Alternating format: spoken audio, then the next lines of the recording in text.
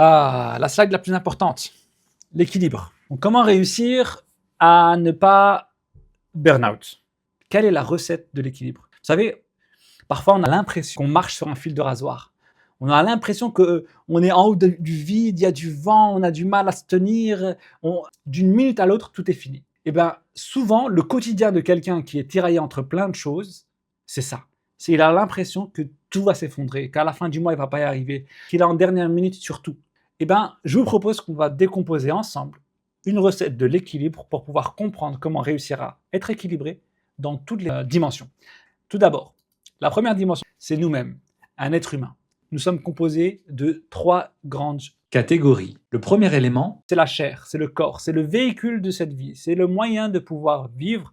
Et donc du coup, la condition sine qua non pour être vivant et y arriver, c'est de respecter notre corps, de lui donner à manger de manière saine, de se réveiller à une heure qui convient et d'entraîner notre corps à être performant.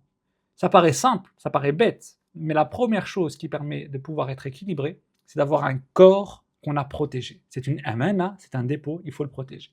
Bien. Personnellement, je n'ai pas forcément la relation la plus saine avec mon corps parce que je considère que mes limites sont à géométrie variable. Je pousse toujours mes limites. Voilà, il y a des petites sensations qu'on sait, des petits picotements dans le cerveau qu'on voit. Je sais que là, voilà, ok, il faut que je dors un peu. Ça fait quand même une semaine que je tourne sur 4 heures de sommeil par jour. Alors, allez, je fais une petite sieste, je rajoute ça. Cette cuisine-là, j'en parlerai, Inch'Allah, à la fin, de comment le déséquilibre dans l'équilibre, mais il est important de commencer toujours par un équilibre. Deuxième élément, c'est l'intellect. L'intellect, il est primordial. Vous pouvez pas... La première chose en prêtant son esprit, c'est de ne pas consommer des substances qui vont nous faire perdre la raison. Ça peut apparaître bête, mais tout ce qui est drogue, tout ce qui est produit qui enivre, sont des choses qui détruisent notre esprit. Tout ce qui est produits ou substances qui vont abîmer notre intellect. Deuxième chose, il y a des contenus, la consommation de contenus type vidéo, TikTok, de chats qui tournent en rond. Non, ne soyez pas un hamster qui tourne dans une boucle. Sortez de cette boucle-là et parfois, pas d'interaction permet à votre esprit de reconstruire l'information, de réfléchir. La sursollicitation est un poison.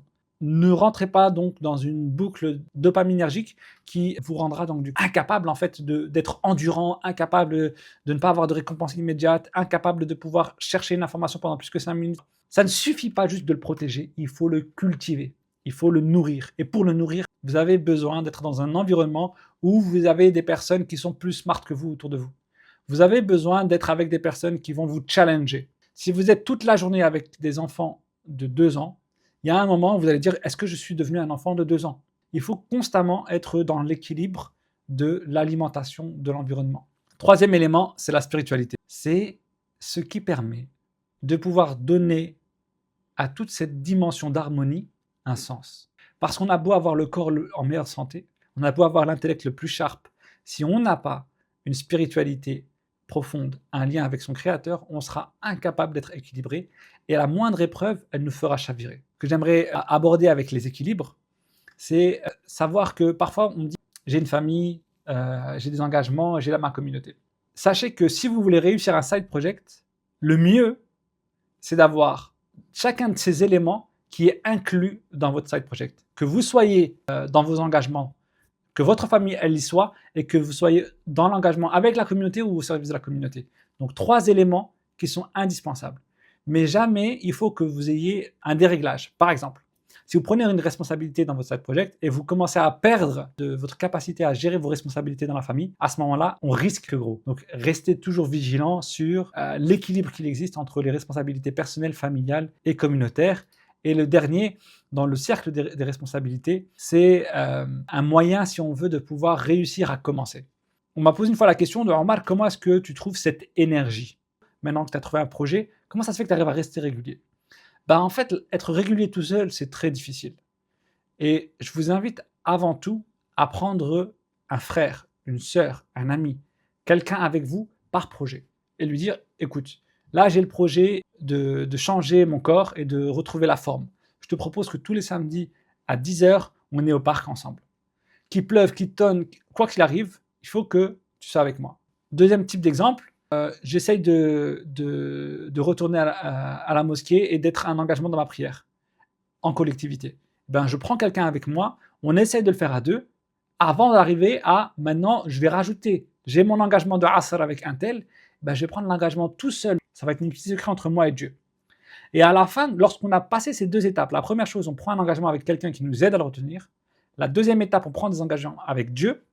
La troisième étape, on prend des engagements personnels. Et c'est à ce moment-là où on est facilement en train de respecter les engagements qu'on se donne, les objectifs qu'on se donne, même si on est tout seul. Et c'est là où on est en mode machine. Donc voilà la recette des trois équilibres.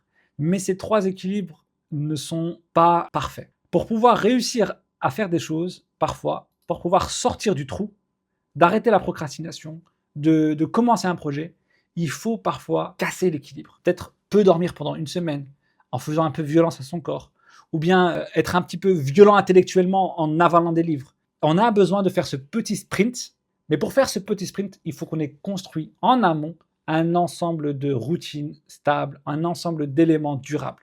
Cette stabilité qu'on a obtenue avec cet équilibre.